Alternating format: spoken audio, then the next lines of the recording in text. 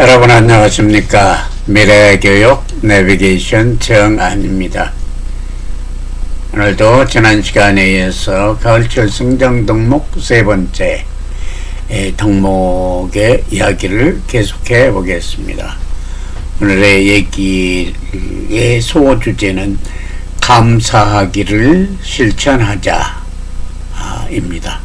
앞선 시간도 얘기했지만 우리가 감사하는 마음을 갖고 표현하는 것은 매우 쉬운 일이며 그 감사하기를 통해서 나올 수 있는 효과는 매우 크다라는 얘기를 했습니다.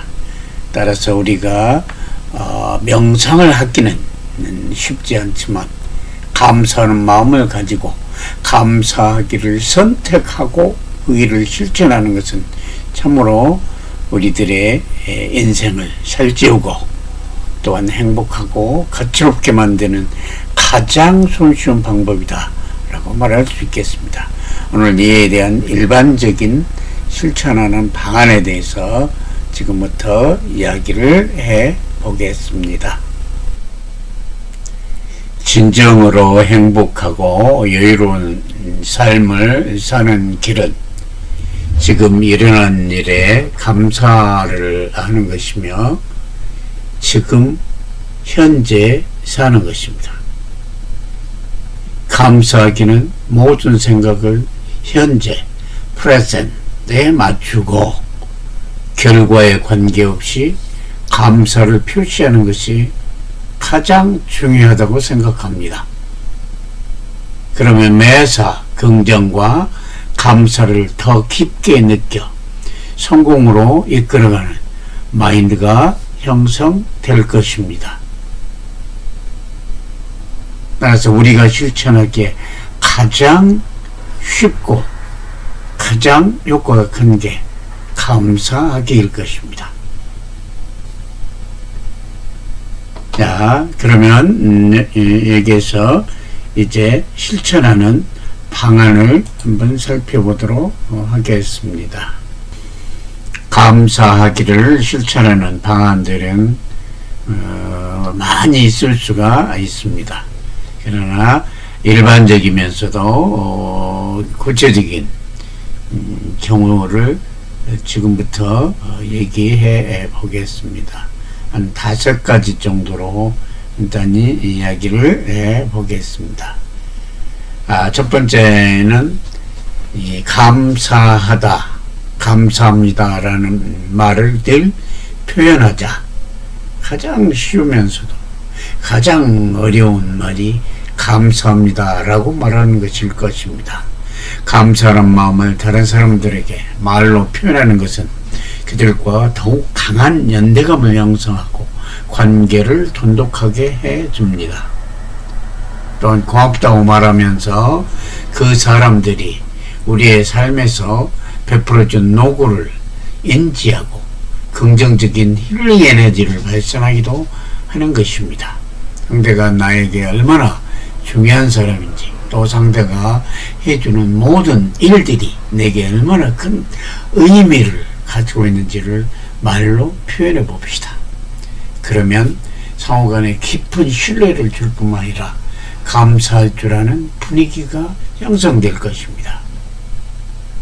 앞사람의 문을 잡아줬을 때 같은 작은 친절에도 감사를 표시하고 감사합니다 라는 말을 늘 해주는 것은 참으로 좋은 겁니다. 소리내어 감사하다고 말하는 것은 분노와 긴장 그리고 우울함 같은 것도 다 완화해 줄 수가 있는 것입니다.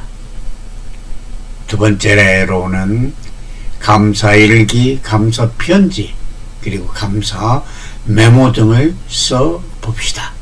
먼저 감사하는 것들에 대해서 일기를 쓰는 것은 자기의 생활 속에서 모든 긍정성을 인지하게 해줍니다. 감사일기를 쓰면서 자신의 생각을 정리할 수 있고 시간이 지나면서 마음속에서 일어난 변화를 볼 수도 있습니다. 일상생활에서 놀라운 일들이 펼쳐지면서 느끼는 감사의 마음은 인생을 변화시키고 긍정적인 생각을 가지다 주는 매우 효과적인 방법입니다. 감사 편지와 감사의 메모도 또한 마찬가지입니다. 세 번째는 가족들과 감사 나누기를 해 봅시다. 오늘날 전 가족이 모여 식사를 하기가 매우 쉽지 않습니다. 그러나 가족 간의 협의를 통해 일주일에 한 번쯤은 식사하면서 그간 밀린 얘기도 하면서 감사하는 내용을 찾아 감사하는 마음을 전한다면 얼마나 화목하고 행복할까요? 저도 매주 월요일 아침에는 항상 희망을 노래하고 사기를 진작시키는 메시지를 가족 단체 대화방에 보냅니다. 그러면 모든 가족은 안부를 서로 주고받으며 정을 나누고 일주일의 각오를 다집니다. 이때 감사를 표시하고자 할 때는 가능한 한 구체적으로 얘기하는 것이 좋습니다. 예를 들어 매주 월요일 아침 출근길에 가족톡에 색다른 주제로 격려의 길을 보내주고 한 주의 희망과 설렘을 주셔서 감사합니다 같이 구체적으로 말하는 것이 효과가 있을 겁니다. 다음 네 번째로는 어려운 상황에서도 감사할 거리를 찾아봅시다. 살다 보면 도저히 감사하기 힘든 상황이 찾아오기도 합니다. 그러나 오히려 이런 시간이야말로 감사하는 습관을 표현하는 것이 매우 중요한 때일 것입니다. 화가 나고 심란한 마음으로 지내는 것보다 감사한 마음을 갖는 것이 힘든 시간을 이겨내는데 훨씬 도움이 되기 때문입니다. 힘들거나 지루한 일에 감사함을 느끼고 싶다면 이 일의 좋은 점을 찾아내 목록을 작성해 보십시오.